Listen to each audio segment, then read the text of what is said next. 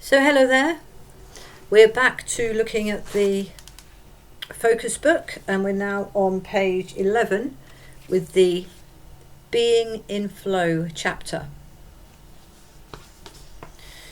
So the previous chapter was Are We Like Bees, and that was a fun look at how people are different to other creatures in this world because we have places inside us that we can go and visit. And depending on where we visit, this changes our experience of life. All right? And the reason why focus is so important is because where we focus is where we visit. So we're learning about what focus is, and we're learning about where we can go and visit. Being in Flow, page 11, goes back to the first part of the book again, and uses that picture of the chap, and we start looking at what's the best way to focus. What's the best way to focus if everything around us is okay?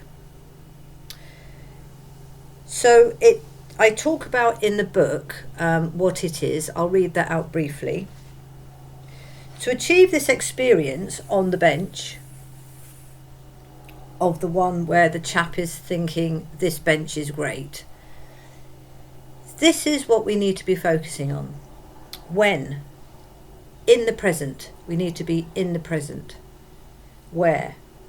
Where do we need to be focusing? We need to be focusing in the world we are in our world. Not in an imaginary world and not in a virtual world. In our real world. Who are you aware of? You're aware of yourself, right?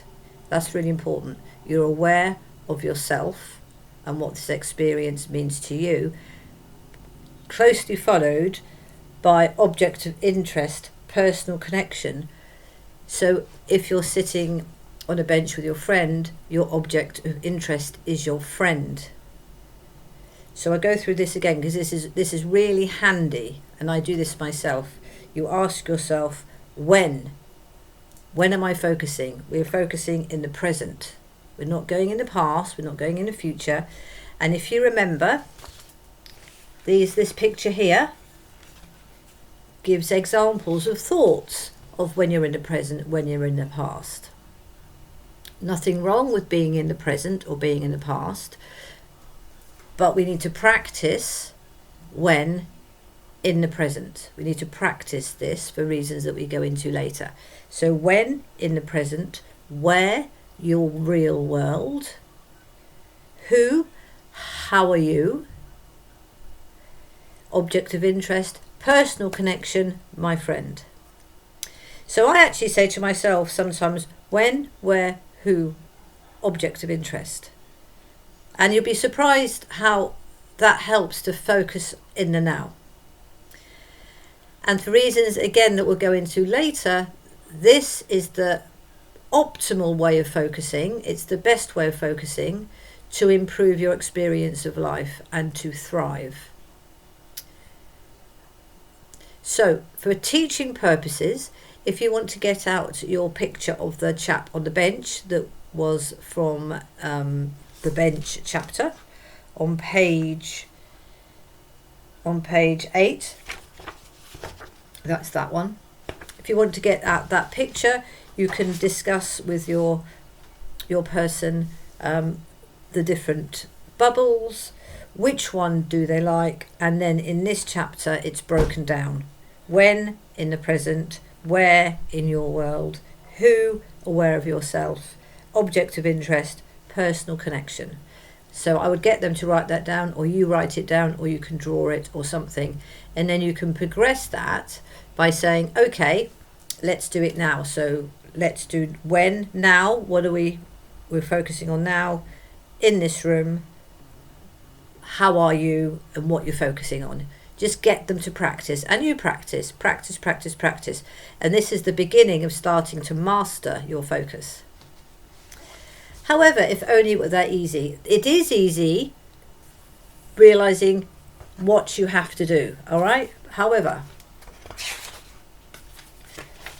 why this is challenging for people today. Why is this difficult? Now, I then go through in the book 3 reasons why this might be difficult for people, and it's up to your own discretion as to whether or not you go into it. You can actually completely leave this section out if you wish. If your child's about 11 and you feel pretty confident that they're pretty good and they're enjoying the exercises, then great. They're enjoying the learning, great. Maybe you can flip back to this section when you've finished the book. Yeah. If, however, you think it's relevant, then I'll briefly say here what these points are, and you can discuss it with your child in a way that you find appropriate. If you're a bit stuck, then please make a comment. As I said, I can design resources for you and put them on the lessons, and we can share them amongst ourselves. Okay? Or you could even write me an email. So the 3 main reasons that people find this difficult today is, number 1, lack of knowledge. People don't know how to do this, which is what I wrote this book for. It shows you exactly how to focus, what that means, how that is important, and how it means that you can identify with actually what you are, which will give you meaning and purpose and a great life. People don't know this, so people find it difficult because they don't know.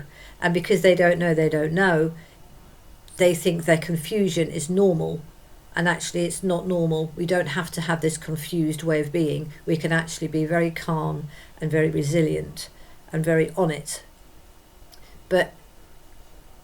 And I'm explaining exactly how to do it. Okay? So lack of knowledge shouldn't be a problem now. Culture, I talk a bit about the culture in the Western world, which again you can look at the book about that. And the 3rd reason people find this difficult is trauma. And I will read this out to you because it's important. When you are in this focus, I'm calling it in flow because you're in flow, you're in the moment, you're being you're connecting to something that has meaning and purpose to you because it's there in front of you and you've got a personal connection to it. And you're aware of yourself. So I'm calling that being in flow. When you are in flow, you are able to experience the moment and feel peaceful. However, you are also able to feel the trauma that you are carrying with you from the past, or any trauma that is going on in the present moment. Staying in the present moment with no distractions and being very aware of yourself can bring a lot of these sad feelings up. People do not like to feel this sadness, so will try and avoid it by focusing on something else. And lots of people are doing that every day, every moment. They are not allowing themselves to experience what they feel sad about.